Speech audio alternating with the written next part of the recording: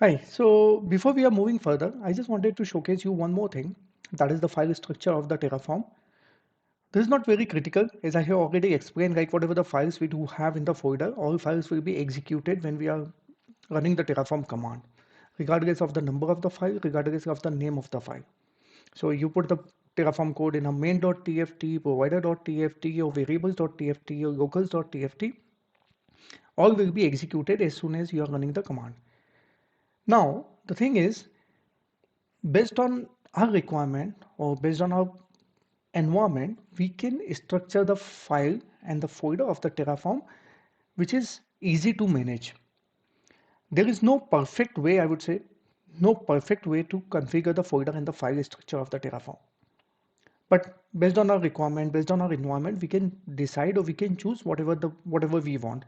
So there is an approach where we are creating the file based on the resource type. Like I do have the virtual machine, so I can create one TF file for the virtual machine or the compute, and I can put all the services related to the compute in that particular file.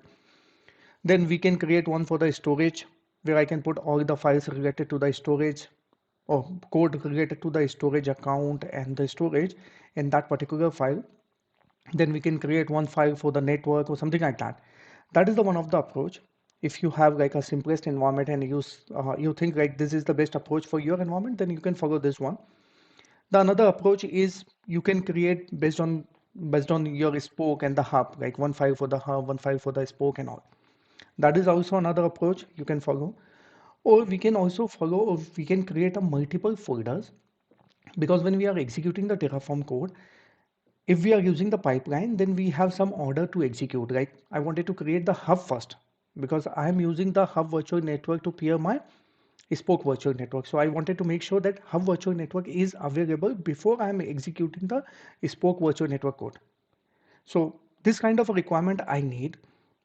And for that, what I can do is I can follow the like pipeline way where I'm deploying the hub environment first and then the spoke and then the another spoke or something like that. So we can create a multiple folder for that because there are separate execution. But if you wanted to execute the whole hub and spoke code in one go, then we can or we should put them in a one single folder, and we should have all the dependencies and everything in a proper way. My personal approach is to deploy the hub first and keep it separate, and then we can have the spoke. For spoke, if we do have the identical environment, so let's assume the project which we are talking about or we are working so far, I can see the hub has a different resources, so that is definitely gonna have the different folder or the file or something like that. And then I can have the prod spoke and the test spoke, which looks like similar to me. There are just a couple of more databases in the prod, or sorry, in the test compared to the prod, due to so and so reason for the testing, load testing or something like that. And we do have two databases in a prod. So only a slight difference is there between these two spoke environment. For us, both are the spoke. One is the test spoke, another one is the prod spoke. What I can do is, so far the code which I am writing, if you can see like we are putting the name rg-test and then the prod or something like that. What I can do is, in this approach, if I'm creating a folder, one for hub and another one for the spoke, what I can do is I can have single code for both prod and the test environment because I know they are the identical environment. Only the naming convention is different, and there is a slight difference which we can also manage through the variable itself. So what I can do is I can create a identical or just one set of code for the whole spoke, which will work for the test, prod, and let's assume going forward we are going to have some user acceptance UAT environment or the sandbox environment or the development environment. The same code will work for the further spoke environment as well for the dev, UAT, and sandbox. So I just wanted to make sure I'm creating a code and I'm writing a code in a way that it will be applicable for all the spoke, because we know they are the identical environment or only the naming convention and some configuration is changed. So that is the approach I personally follow in my environment, so I don't have to rewrite the code again and again. So what I'm going to do here is I'm going to rearrange my code which I have written so far. In the same way, I'll create one folder for the hub, then I'll create just one folder for the spoke, and this spoke will be a universal spoke, not related to the test or the prod. So I'll make sure that I'm making the changes into the naming convention and everywhere in a same way. For the hub, I need the same set of files, so I'll just copy it and paste it over there. And then I know in the hub I do have this resource group, but test is not there and the prod is not there. It should not be part of that. And then I'll remove the NSG because I don't have any NSG, but I do have the virtual network. So I use this virtual network. I don't need this virtual network test. So I'm gonna remove it, and this NSG output and everything I'm gonna remove. Actually, the data I need because I'm gonna create the VPN in hub. So I need the VPN shared key in the hub itself. I'm going to remove this one, and I'm also going to remove this information because as of now, or maybe I need it, so I'll just keep it, because when I'm going to configure the VPN, I need this VPN shared key on my Azure virtual network, Azure VPN gateway, as well as on my on-premises VPN gateway from where I'm connecting the environment. So there also I might need the shared key. So I need as an output if I'm configuring the on-premises VPN through the Ansible. So I can pass this VPN shared key to the Ansible, which will automatically configure my on-premises VPN as well for this information. That is just a high level. So I need this key as well. So I do have resource group hub, virtual network of the hub, and the VPN key. And yeah, I think that's all what I need for the hub for now. I don't need these local variables here. Or if I'm using the tags here, then I'm gonna use the hub tags. And now as I'm gonna distinguish them, then I don't have to mention hub. I can just simply mention the resource group because I'm gonna distinguish them. So I can just mention the resource group. The naming convention will definitely have the hub, but in the variable in the reference of the block, I'm gonna put the just vnet, so it will be more universal code for me. And then I'm gonna use the hub. VPN shared key is fine and something like that, but I need to make sure I'm gonna update these references as well, otherwise the code is gonna fail. So I'll just quickly find and replace it. That looks good. For key void also I have to remove this information from here, and then the rest of the, and for the local tags I'm gonna go to the local and I'm gonna put the tags here. I'll remove the test because I don't need it, and environment is hub, sensitivity is high, even critical I would say. And then we do have the location as a var.location and the timestamp here. So this information looks good. Providers, now we are going to create two different folders. That means two different execution, and that means we need two different state file. So we have to put the state file naming convention as well here for the hub. So I'm going to just put the hub.tf state. I can put in the same container itself, and if I do have like a different subscription for the hub, then that is also I can change here. So that flexibility I'll get over there. Otherwise I'll have to use the multiple provider. Okay, everything looks good here. Terraform TF was. We don't need the VNet test, but the one we have here is fine. I can just remove this one. For the variable, I need the location short, but I don't need this one. Okay, so yeah, that looks good to me. So I move the code, the hub related code to the hub, and now I'm gonna move the rest of the code to the spoke. I'm gonna remove this lock and the .terraform file because that is something we can regenerate with the terraform init command itself. TF state file is already in the storage account, so it is not going to be impacted. For the again, now we are not going to talk about the test or the pod. We are just going to talk about the spoke. So we don't have to distinguish them between the test and the pod. And again, here we wanted to make it more universal, so I'm going to just put the taggings here, and here I just need the deployment date because the rest of the values are the environment specific, spoke specific. So I have to set it on a variable side, not on the local variable. Otherwise, I will not be able to pass it through the environment variable or some other way when I'm going to run the pipeline. So I just need the timestamp from here, and this is something I'm gonna update local.test and local.tags. Provider, I'm gonna update this information here. Like oh, what we could do here is we can just remove the key, because now we are going to create two different ones. So what I can do is I can create the new file test.backend, which I have showed you before how we are going to do it when we are configuring the backend. So I'm going to put test.tf here, and another one will be the prod backend. And at the time of running the code or initializing the code, I'm going to pass this file so I can distinguish them. Okay, similar thing I'm going to do here for the test.tf vars, because we are assigning value based on the test.tf vars. So we are going to variabilize the whole environment in a way that based on the variable value which you are going to pass, the environment will be created, right? So this is how we are going to configure this environment, that the environment will be very universal. The value you are going to pass through the variable will make your environment either the prod, test, or sandbox. This is what I want. I don't want to write the code again and again for all the virtual network, like one virtual network for the test, and then another block for the virtual network of the prod, then another block for the virtual network for the sandbox or something like that.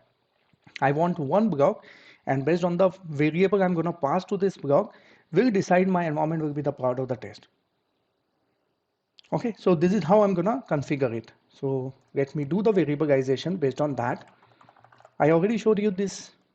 Let me just remove the hub, and let me remove the another resource group, because we need one resource group per environment. So this resource group will be just resource group. The RG will be same, AZT will be same. AZT, let's assume it's our client or something like that, or the application, or the name of the application. But TST is going to be changed, because if I'm executing code for the test, then it should be TST, or for prod, it should be prod. So what I'm going to do is I'm going to define one more variable. First of all, I'm going to remove this location, and location short I need variable. I need another variable for the environment, where I'm going to put the environment name of the, or just environment name. Type will be a string, and if I want, I can put some conditions, like I want condition the environment value should be only tst, prd, sbx for sandbox, and uat for uat environment. I want only this environment, or this name of the environment should be allowed. So environment are prd, tst, prd, sandbox, or uat. So I want, if someone is passing the environment name while running the code, the value should be only tst, prod, sandbox, and uat, or maybe the dev, because I might need the dev environment as well. So I'm gonna put dev here, right? So that is what I need, and based on the value I'm gonna provide for the environment, this value will be configured here as a interpolation bar.environment, because the naming convention does have the environment value. So I just wanted to make sure that it is using all this value. So I'm going to replace all the tst or the prod value with this interpolation. Okay, here, here, and I'm going to remove this tst, one more, because I do have 3 NSGs. Then I do have the vnet hub, which I don't want. I just want the vnet with the test. I'm going to remove this, and yeah, that is, and then I don't need the prod here, because I already created the energy for the just universal energy, and it will be decided based on the value I'm going to configure. I don't need these values, all this output. I'm going to remove it, and now let's update the rest of the code. So I'll just quickly copy here, one more, then virtual network name should have the environment as well. Then yeah, subnet should also have, right, something like this. And then I also have to update the, like I already updated the reference or the block name itself. So I'll have to update all the references which we do have here, right? So I'll just quickly remove them by finding, replacing, that is the one.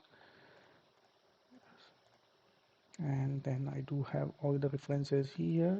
Okay, okay, that looks good to me. Now I can see the resource group is very universal. It doesn't depend on the environment. The NHG doesn't depend on the environment. The VNet doesn't depend on the environment, but yes, the VNet address will be changed. So what I'm going to do is I'm going to configure it on a variable level so I can pass the value of the address space as well. So I'll just do the address space here, and then description virtual network address space, and then I know the virtual network address space is a list of string, so I'm just quickly go list of string, right? And then I'll go to the main.tf. In the address space I'm gonna do the VNet address space. Similarly, we do have difference for the subnet, so that is also I'll have to define. So what I can do is I'm just quickly writing some variables and db subnet, okay, and I know it is also list of string backend and frontend.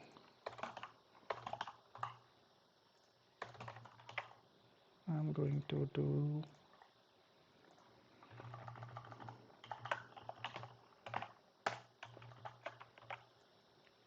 database, then backend, and then frontend. Okay, that looks good. Like I can change the value of the database, backend, and frontend subnet. I can change their name based on the environment variable I'm gonna pass, or based on the variable value I'm gonna pass. So everything looks good to me. The only part is remaining is the tags. I'm gonna show you how we can make sure that tag is also be replaced, because we are already passing the local dot tags, that is deployment date, but we need more tagging based on the environment and all. So how we can make sure that is something. So environment, we already know that we do have the variable for the environment, so that's something we can pass something like this. But we do have another one called sensitivity. So I'll let you know how we can configure the sensitivity, because I can't pass the sensitivity here, otherwise I'll have to define the variable again, another variable for the sensitivity. Then we are going to pass the other values. So that is something we can do, and let's assume we have more tagging, like 8 9 tagging, which are different for the test and the pod. Then how we are going to handle it, I'm going to show you later on. But so far we have created the resource group, 3 NSGs, one virtual network with 3 subnets. They are independent, they are not dependent on any environment. Now in the test.tf vars, we have to define all these values: location, location short, environment, address space, and everything. So what I'm going to do is, first of all, I need the location, which I'm going to configure the West Europe.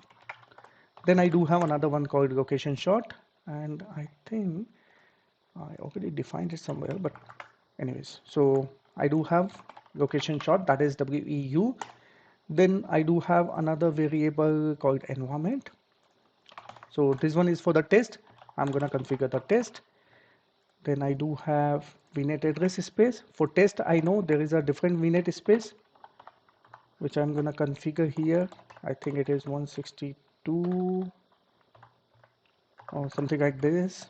Oh, I'll just quickly open the file where I do have all this information and update this information too. So for the test, the VNet space is this one. So I'm gonna configure this information here. Then I do have DB subnet, and I do have backend subnet, I do have frontend subnet. For the database subnet, this is the one. I'm gonna configure it. For the backend, this is the range. And this all information just for the test.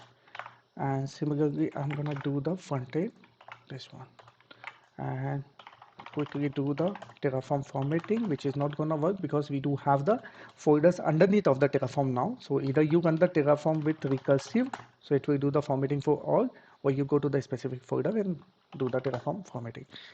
So test formatting looks good. Do we have any other variable which we have defined and didn't define it, like we have declared it but didn't define it. So I think we are good so far. I'm gonna copy the same file and put the prod.tf vars. The location is correct. The environment will be the prod now, and for the prod there is a different range. I think the range is same, like the subnetting and all. It just like it's 172.20. So I'm just quickly gonna update this information. Okay, so yeah, that's all. Now, if I'm gonna run the Terraform plan command or Terraform init first, but at the time of running the Terraform plan command, if I use the var file and I'll pass the test.tf vars, and then I'll use the backend file and pass the test.backend, then the test environment will be deployed and the initialization will be done for the test environment, and the state file and everything will be done for the test. At the same time, in the same folder, if I run the Terraform plan for prod.tf vars, and the backend file will be the prod.backend, then the prod environment will be deployed with the same code. So I don't have to write the code again and again. I have the same code, same structures, same everything, just a slight different, which I'll let you know how we are gonna manage it, the database one. But otherwise the code is same, the virtual network, subnet, everything is same. So we have written a code in a way now, or we define the code in a way that it will work for all the environment. Going forward, if you have another environment for the sandbox, you just need to create two files, sandbox.tfvars and sandbox.backend. And you can define their variable, you pass it when running the command, and that environment will be created. And the state file will be created for that. So this is how the file structure we can define, and that is something we are going to follow for this project, because to me it looks more easy to handle, more easy to manage, and but there is some risk as well. Let's assume instead of prod backend, you pass the test backend with the prod.tf vars. Then the prod environment will be completely destroyed and recreated. Because in the state file we do have the references for the test, but in the tf vars file we do have references for the prod. So we have to make sure that this kind of approach we are only following when we are using the pipeline, where we are configuring all these values automatically and not doing like much manual intervention or something like that. So you have to be very careful in this kind of approach, or otherwise what you could do is you can create one folder for the prod and another folder for the test. But then the another challenges would be, let's assume you are changing some property of one of the resource, then you have to change the property in other folder as well. Then you have to make sure that you are syncing the folder with all the changes, prod and test. So that is also possible. That is also you can do, because anyways, whatever the changes you are doing into the test first and then only in the prod. So that approach is also fine. So it's up to you how you wanted to do. Based on your file structure and the execution, the environment will be deployed and destroyed and changed and updated and modified. So you have to be very careful when you are writing the Terraform code and the file structure for the Terraform code. Okay, so that's all about the Terraform file structure. I thought to like explain this information to you. So like going forward, I'm gonna use the same way to writing the rest of the code for our project. So yeah, it's like I thought to explain you first like what could be the file structure and how we can decide it. Hope you enjoyed this session. That was kind of a bonus session or bonus lab, because we don't have this into the curriculum, and I never mentioned like we are going to have this session, but thought to explain because it is important. So hopefully you understand it now, and if you have any question you can always put it into the comment, and hope you enjoyed this session, and I'll see you in the next one. Thank you.